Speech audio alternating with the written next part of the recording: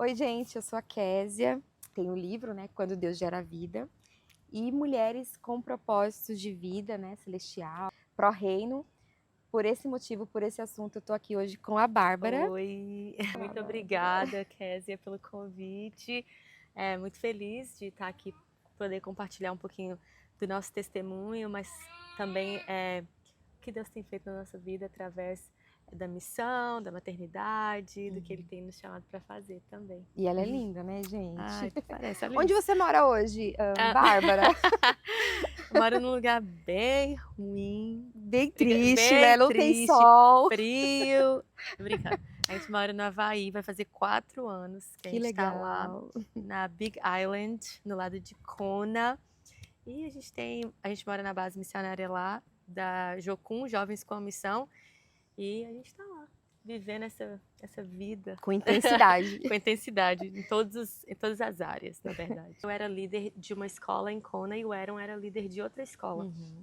E Deus falou comigo que era para eu largar, entre aspas, a minha escola e dar suporte para o Aaron e tudo que Deus estava chamando ele para fazer e para servir a minha família. E Deus falou assim: eu prefiro que você discipule a sua casa primeiro do que discipular 100 jovens e a sua casa ser negligenciada. Isso é muito forte, porque eles é a minha legacy, né? É o meu legado, o legado da nossa família. Mas o mais engraçado nisso tudo é que Deus nos levou para esse movimento de pró-vida, e na preparação para isso eu lembrei de um áudio, de uma profecia que eu tinha de 8 anos atrás, e na verdade isso tudo era...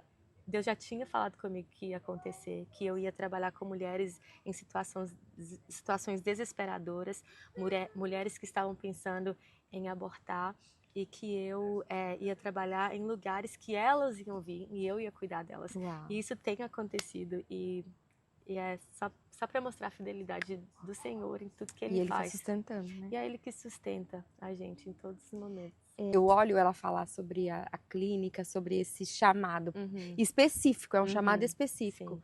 E o título do livro, Quando Deus Gera Vida. E quando eu não podia gerar, e eu ficava pensando, por que as mulheres jogam as crianças fora? Sabe uma coisa que eu tinha na minha mente? Eu tinha uma condição, algumas pessoas talvez vai alcançar esse vídeo e não saiba, de esterilidade.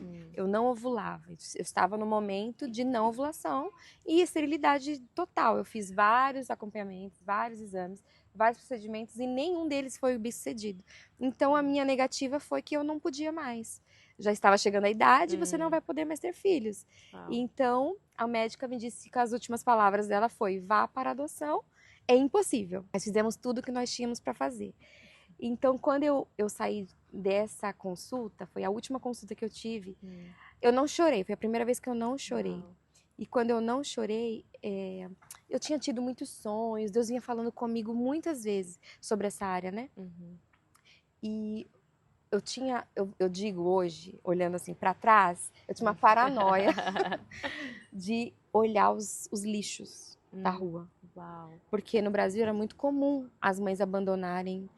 Ouvia-se aqueles relatos, né, de reportagem. Ai, uma criança foi achada na lata do lixo. Eu olhava atenta, eu andava atenta na rua. Eu tinha na minha casa todo o enxoval de um bebê. E ninguém sabia. Uau. Eu tinha um quarto planejado pro bebê.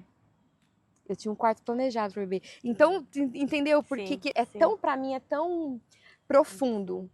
E falar sobre vida é mais ou menos assim. Foi uma missão que Deus me deu. Você sim, para algumas pessoas que têm 5 filhos como a sua mãe, é simples falar, nossa, ela quer ter um filho, amém, vai dar certo, eu já tenho 5, vai dar certo. Mas é mais quem já comum. passou Mas por- quem passou pela necessidade de não ter, e enfim, e Deus, ele me deu essa missão. Por isso que eu me conectei muito com você, eu nem sabia de tudo isso que você falou, né? A gente soube no domingo, eu pelo menos soube no domingo. Então, fiquei muito ligada à sua missão, vamos dizer assim. Sim. E ainda mais sobre a clínica, sobre levar a vida de alguma maneira, esperança para essas mulheres, né? Sim. Que incrível. É Obrigada por incrível. compartilhar a sua história também. E tem muita coisa no livro, ela já ganhou dela. Sim, tô doida pra ler. Tem muito testemunho, porque não foi só gerar um filho. entender que Deus ele me deu uma missão. Sim. Pode ser que vai ter terrenos que eu não vou pisar, só Mas que eu estou construindo um libertador para essa geração. Com certeza. Como você Um tem guerreiro. discipulado seus filhos sem falar. No dia a dia. Não é família margarina, né? Ai, que lindo, perfeito. Olha os pequenos cortes que a gente posta. Nossa, que lindo, olha o filho dela falando, olha lá engatinhando, olha lá fazendo missão, mas e a fralda, e o sono, e a privação, o calor intenso. Sim, tudo isso não é levado em conta no vídeo que as pessoas veem de 1 minuto, né? Não. E como você se imagina, Bárbara, daqui uns 10 anos? Ai, meu Deus. Se fosse pedir para você a sua expectativa, eu sei que a sua vida, a sua casa, a sua família está nas mãos do Senhor. E Deus muda a história assim, né? Sim, com certeza. A gente tem vivido cada dia assim, Deus, onde que o Senhor quer que vai? Vai aqui? Ok, a gente vai. Mas eu imagino, eu acho que com mais filhos, quando meu marido ver esse vídeo, ele vai ficar surpreso, porque ele que quer muitos filhos, e eu fico tipo, ai, vamos ver, né? Mas eu acho que em 10 anos eu imagino, agora mais sério, eu imagino olhar para trás e ver que eu estive e que eu fiz o que Deus pediu a gente para fazer. Tipo, eu não me imagino numa casa, desfrutando. Sabe? Não, eu me imagino estando onde Deus quer que eu esteja. Uau. Ou, tipo, nossa, quantas meninas a gente conseguiu ajudar, quantos bebês a gente conseguiu salvar, quantas pessoas nas nações a gente conseguiu levar o evangelho, ou tirar da pobreza, ou a gente tem um coração muito para injustiças sociais, tráfico humano, adoção, aborto. Então, eu acho que em 10 anos eu vejo a gente sendo um instrumento para transformar vidas de pessoas que passam mais por alcance, injustiças. Né? E não por nós assim mesmo, mas eu acho que o coração de Deus, ele se entristece com a injustiça e eu acho que... E ele se alegra com a justiça. Com a justiça, e ele se alegra quando a gente se levanta para lutar por aqueles que não têm voz. Como foi para você, tão jovem, ser mãe de 2 filhos já? Jovem, né? Jovem, 30 anos é jovem ainda. Jovem. Eu falo que eles não foram planejados, mas eles foram desejados. A gente não estava assim naquele planejamento de ter filho, mas foi uma surpresa maravilhosa. O meu marido sempre quis ser pai e teve um momento na vida dele, na verdade, que ele achou que ele não podia ser pai, e quando a gente descobriu, aqui mesmo nessa casa, foi muito gratificante. E o Ezequiel, quando eu engravidei, o Elias estava com 9 meses. Uau! E também não foi assim naquele planejamento certinho, né, de ter um filho, mas eles são promessas do Senhor para minha vida e para a vida do Aaron. É redenção mesmo de Deus, e eu não quero espiritualizar. Sim. Mas nós somos seres espirituais, logo. Exato. Falamos de coisas espirituais. Mas eles são realmente assim uma forma que Deus trouxe para redimir as nossas vidas mesmo. E é incrível. Às vezes eu fico, meu Deus, 2! Me ajuda! Mas é incrível, eu amo ser mãe. É incrível. Mãe de 2. Sim. Eu amo ser mãe de 1, por enquanto. Por enquanto, mas eu também tenho bons planos. Eu sei que Deus também tem bons planos para nós. Ele tem. E qual que é a sua maior lembrança da infância? Eu sei que você, com 4 anos, foi ser missionária. A gente começou cedo, e desde pequenininha eu já me envolvi em tudo. Tinha um ministério, eu acho, que chamava Infância Missionária. Ai, que legal. Então a gente orava pelas nações, pelos continentes. A gente tinha uma pulseirinha e cada cor era um continente. Olha, que legal. É muito engraçado isso, porque isso já estava no coração de Deus, mesmo antes de eu imaginar. Eu sempre falei que eu queria ir para a África, fazer missões na África, porque antes eu pensava que missão era só na África ou Haiti, só lugares assim, mas na verdade missão é em qualquer lugar. Eu amava estar ali orando pelos continentes. Sabe quem era estrangeira na Bíblia? Era Ruth. Ruth, ela teve fé de seguir a sogra dela E as coisas aconteceram na vida dela Uhum. e ela foi para linhagem de Jesus. Ela está na linhagem Uau. de Jesus. Mas Uhum. por quê? Porque ela decidiu ficar e ela decidiu ir. Uhum. Ela disse sim, sem Uma saber, renúncia. sem ver, sendo estrangeira. E ela renunciou à cultura, renunciou o que ela sabia, renunciou o que ela via para viver os planos do Senhor, que ela nem, um Deus que ela nem conhecia. Mas e é isso que eu tenho vivido, a gente tem vivido como família, abandonar o que a gente gosta, abandonar a segurança, a gente poderia estar vivendo, Estabilidade, né? a gente poderia estar trabalhando bem, o meu marido trabalhando, eu com as crianças em casa, e tá tudo vivendo o sonho americano, mas a gente decidiu ir sem saber como vai ser, só dizer sim. E Deus tem feito coisas incríveis, igual você falou, a gente estava em missão por 3 meses, um pro-life, né, uma missão pró-vida, e eu sempre carregava as crianças, a gente estava do lado da clínica de aborto, orando, tentando conversar com as meninas, orando pelas meninas, sempre com o neném no colo, para mostrar para elas que tem um jeito, tem um caminho.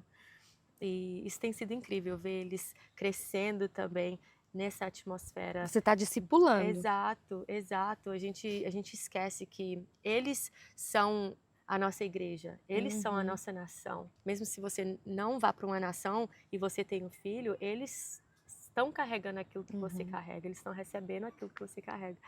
Então é muito bom. Hoje eu estava meditando na passagem de Dorcas e, meu Deus, eu fui impactada hoje, assim, sozinha no quarto. E ela foi uma discípula, né? E ela tinha o quê na mão? Uma linha e uma agulha. E quando a vida dela foi tão impactante, não foi impactante extraordinariamente. Nossa, ela não falou no microfone para multidões ou tinha um alcance de internet se fosse hoje. Sim. Ela estava dentro de casa ajudando as viúvas da sua cidade. E quando ela morre, quem ajuda ela, né? Vamos dizer assim, Sim, as próprias, que eram ajudadas, né? Sim. Elas foram boca de Deus ali naquele momento, chamaram Pedro e Pedro foi lá e orou por ela e ela voltou à vida. Eu falei assim, uau, eu vou lá bater um papo com a Bárbara. Quem somos nós hoje, Bárbara? Se a gente olhar pela estatística, por números, nós apenas somos alguém que quer levar o ID com a nossa voz, eu com o livro que já lancei, mas assim, eu tenho apenas uma agulha e uma linha na mão. Sim. E Deus não quer que você tenha tudo pronto, Ele quer te usar naquilo que no pouco que você tem, no instrumento que você pode oferecer naquele momento. E quando a gente estava planejando essa missão, um dos versículos que está em Provérbios, em inglês, né? Speak for the voiceless, falar por aqueles que não têm voz. E os bebês, né, que ainda estão ali, não têm voz, mas também as mulheres que estão sendo traficadas, elas não têm voz, ou as crianças que estão no sistema de adoção, elas não têm voz. Então, Deus tem levantado pessoas também que pregam o evangelho com palavras, mas também em ações, para fazer justiça com Ele, né, aqui na Terra. Ai, que delícia ouvir tudo isso, porque isso é o reino, né? Sim. Meu coração se enche de alegria, porque uma das coisas que a gente comentou, que você falou que é muito prazeroso ter os meninos lá em missão. Deus me disse que me daria a maternidade quando eu recebia as palavras proféticas que eu geraria e tal. E ele falou assim, eu não vou só te dar um filho, eu vou te dar a maternidade.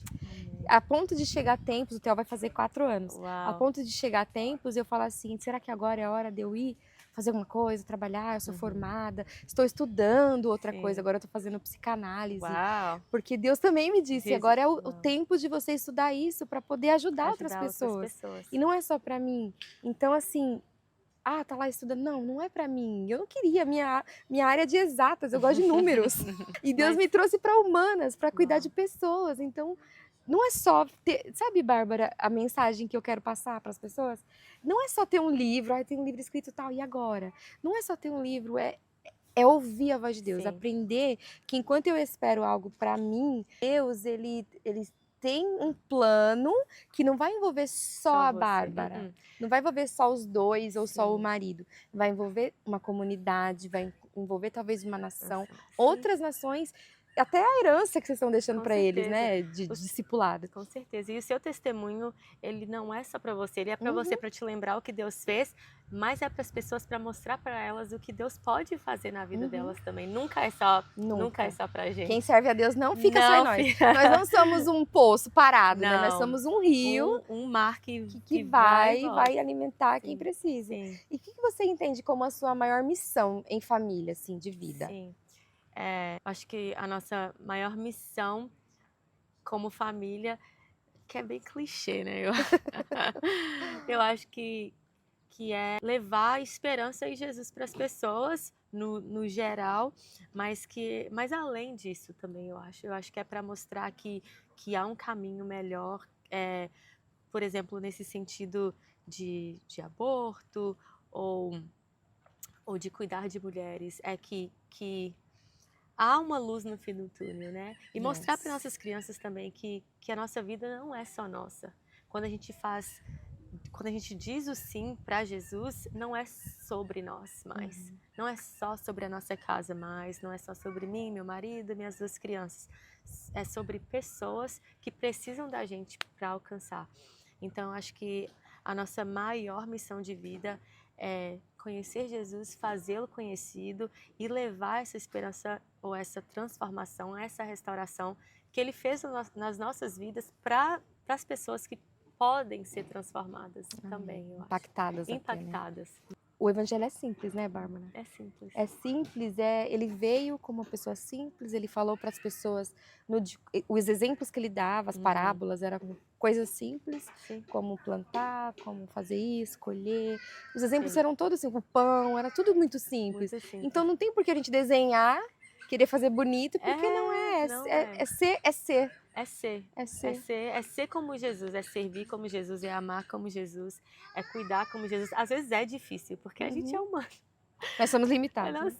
Nós somos limitados, a gente nunca vai ser 100% como Jesus, mas se ele nos disse coisas maiores do que vocês farão, é porque a gente vai ter a oportunidade, ou é porque tem como ser assim. O que foi mais satisfatório fazer em família? Nossa, que bom que eu estou com a minha família fazendo isso. Eu acho que eu amo. Ok. Tirando a parte da missão, que a gente tá ali, eu vou chegar nessa parte. Eu amo estar no aeroporto e entrar no avião com eles. Sério? Tem gente que fica, meu Deus, por favor, né? Filho, 2? Por favor, 2. Eu amo que eles estão experimentando isso.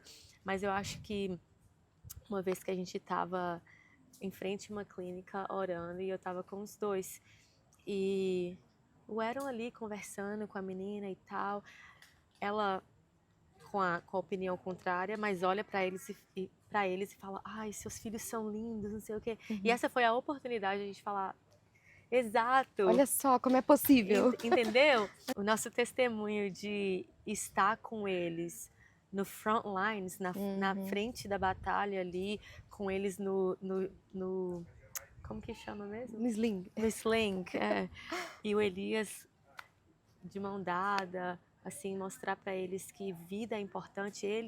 Um bebê, o Ezequiel estava com 3 meses quando a gente começou.